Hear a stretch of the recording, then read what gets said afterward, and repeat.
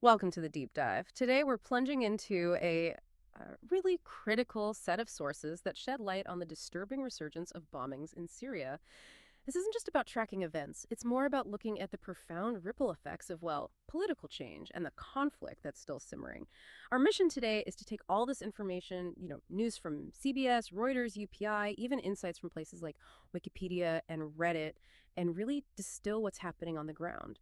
We want to help you grasp the nuances of a situation that's both, frankly, tragic and incredibly fluid. We'll trace the timeline, identify the key players involved, and perhaps most importantly, delve into the human cost.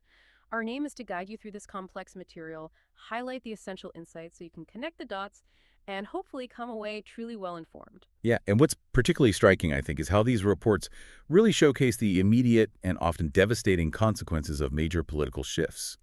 Our role here isn't to take sides on any political viewpoints, of course. It's simply to unpack the dynamics and the facts as they're presented in the material you've gathered, so giving you an impartial look at the forces at play. Okay, let's dive in then. The sources seem to agree on a massive turning point, the fall of Bashar al-Assad back in December 2024. What did that event immediately unleash across Syria? Well, the information makes it very clear. Assad's fall created a significant power vacuum, and this wasn't just an absence of central control. It actively reignited sectarian divisions and, crucially, emboldened various militant factions. The key insight here isn't just that ISIS is back, but how it seems to have adapted its approach. Right. And within this vacuum, reports indicate ISIS has begun reactivating what they call sleeper cells. These are hidden units, right, now rearming and targeting what the sources call soft spots. Exactly. And these soft spots generally refer to uh, lightly defended civilian areas or maybe less fortified government and military positions. If you look at the bigger picture, the collapse of central authority creates precisely the kind of environment where groups like ISIS, which had been significantly weakened, can regroup. They can transform their tactics. The sources estimate ISIS now commands somewhere between, say, 1,500 and 3,000 fighters, and they're primarily conducting these highly disruptive hit-and-run bombings. And we have a chilling, very specific example of this resurgence mentioned. By late May 2025, ISIS claimed its first attack since Assad's fall. This involved planting IEDs, improvised explosives under a government vehicle in Sweda. That's a Druze majority province in the south, which had actually been relatively calm until then. That attack killed at least one civilian and wounded 3 soldiers, a clear signal. And that initial bombing wasn't an isolated incident in Sweda either, was it? No, not at all. On May 31st, ISIS claimed 2 more bomb blasts right there. They were targeting Syrian army positions and also positions of the Free Syrian Army. And the Free Syrian Army, just for context, is seen as a more moderate rebel group, one that's fought against both Assad and extremist factions like ISIS. Right, and in those May 31st attacks, one blast killed a soldier, the second injured several fighters. So this raises an important question. Why Swida? Why target that relatively calm province? That's a key point the sources touch on. It suggests a very strategic shift for ISIS. By striking forces aligned with the new government in a region that was calmer, they seem to be attempting to destabilize the fragile transitional regime. That's the one led by Ahmed al-Shara, who came in after Assad's ouster. It looks like a deliberate effort to undermine the new authority, so wider chaos. And the geographic spread of this violence is equally concerning. If we shift focus northwards, northern Syria has also suffered immensely. Reports from early February 2025 detail a particularly devastating suicide car bombing near Manbij. That one claimed at least 19 lives, mostly women who were agricultural workers, and injured over a dozen more. Just horrific. Absolutely horrific. And that wasn't an isolated event there either. The Manbij incident was reportedly part of a string of dozens of bombings in that area alone. It really underscores a grim reality. Even places that were battlegrounds in the Civil War remain incredibly dangerous. Militants, various local militias, they're actively exploiting long-standing tensions. And even Damascus, the capital. Yeah. It once felt somewhat shielded from these kinds of large-scale attacks, but not anymore, according to these reports. In February 2025, a suicide car bomb struck right in the heart of the city, near Sabah Barat Square, close to the central financial districts. Killed at least 15 people, injured dozens more, right in the capital. Yeah. And the information suggests that groups linked either to ISIS or potentially al-Nusra. Al-Nusra being an al-Qaeda-affiliated jihadist group distinct from ISIS but sharing a similar extremist ideology. These groups have claimed responsibility for attacks like these in the past. Their objective seems pretty clear: undermine the authority of the new administration incite terror among the population. Targeting the capital's core like that shows a broader, perhaps more ambitious intent. It directly challenges the state's ability to protect its own citizens.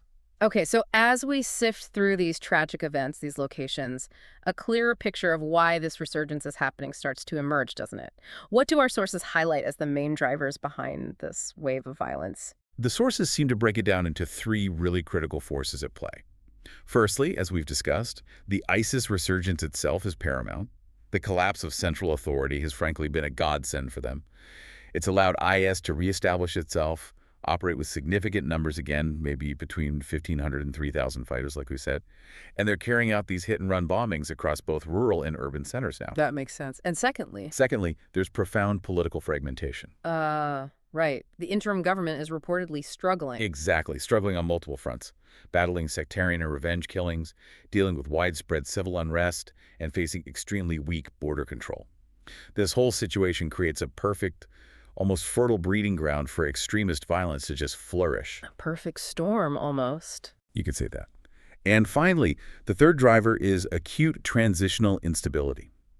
With the U.S. reportedly drawing down its military presence and Damascus itself heavily focused on internal power consolidation, security efforts are just severely overstretched. And this leaves critical gaps, security vacuums that are readily exploited by these militant groups. It's a really complex interplay of internal vulnerabilities and shifting external dynamics. And beyond the numbers and the geopolitical chess game, the sources really compel us to focus on the devastating human cost. Each bombing isn't just a headline, it's a ripple of suffering that extends far beyond the immediate blast zone. Absolutely. You look at places like Manbij, the fact that predominantly women agricultural workers were killed in that one bombing, it just heightens fears throughout the community. It inflicts this profound societal trauma. Imagine the anxiety.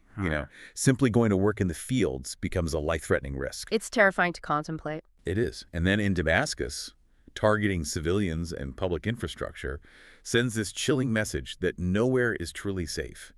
It's a direct challenge to public safety, to the very notion of order. And back in Swaida, the violence threatens to fracture the delicate social cohesion that existed between the Druze community and government forces. That could potentially expand dangerous sectarian divides. Oh, right. So this isn't just about explosions. It's about the tearing of the social fabric. It's the erosion of daily life, a deep sense of insecurity for ordinary people just trying to survive. That really helps us understand why you should care about this. It's about the intense vulnerability of ordinary people caught in this incredibly chaotic transition. And it shows how quickly a security vacuum can unravel social stability, maybe even reverse hard-won gains. So as we wrap up this deep dive, the sources seem to paint a stark warning, don't they? They do. The consensus seems to be that unless decisive actions are taken, the situation in Syria could worsen considerably. Well, ISIS could deepen its operations, for one, increase both the frequency and the geographical reach of its attacks. We could also see militia reprisals, sectarian retribution just spiraling further out of control. It makes an already dire situation even more volatile. And the larger implication here. The larger implication is that this security vacuum, especially if the U.S. troop presence continues to diminish, could severely destabilize the entire political transition that Syria is attempting to navigate. The report suggests that things like improving intelligence gathering, strengthening community policing efforts, fostering robust international cooperation, these will be absolutely vital in trying to turn back this devastating wave of violence. This has been a really vital deep dive into what is clearly a complex and tragic situation unfolding in Syria. It seems undeniably clear that building any kind of lasting stability requires a multifaceted approach. It goes far beyond just military solutions. And that really raises an important, perhaps difficult question for you, the listener, to consider. In a landscape marked by such profound political fragmentation, such deep social divisions, how might communities realistically begin to rebuild trust and cohesion, especially when external forces continue to shift and basic security remains so elusive? What does it truly take for a society like this to heal and move towards genuine, lasting recovery?